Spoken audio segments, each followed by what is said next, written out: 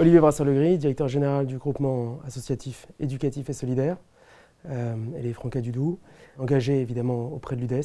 On voit bien que le stéréotype est existant en matière de situation de handicap.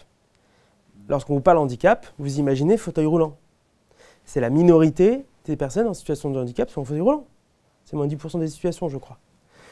Donc, on a 9 salariés sur 10 qui potentiellement ont des handicaps non visibles. Que fait-on pour ces handicaps non visibles?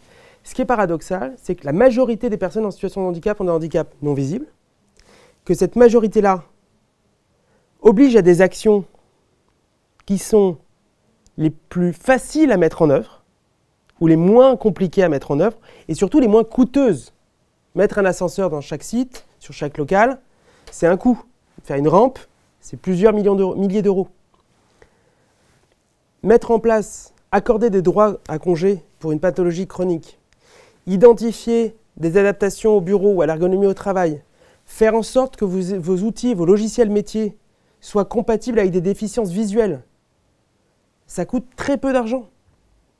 Donc, les actions les moins coûteuses pour accueillir les personnes en situation de handicap et qui répondent le mieux aux besoins de la majorité doivent être les priorités portées par les entreprises. Une fois que vous avez mis ça en place, les personnes concernées se disent « Ah oui, j'ai une reconnaissance de mon employeur. Ah oui, je vais pouvoir me signaler dans un deuxième temps parce que l'employeur a été proactif sur ces questions. » Et enfin, se faire reconnaître, c'est servir l'intérêt global de l'organisation.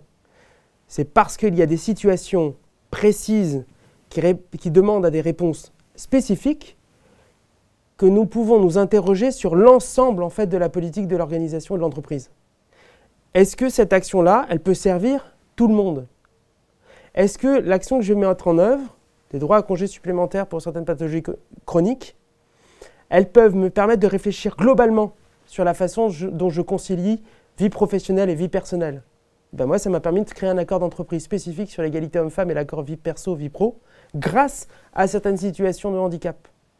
En extrayant finalement ce qui concerne tout le monde et ce qui favorise une amélioration de la vie perso et de la vie pro dans le quotidien de l'ensemble de nos salariés.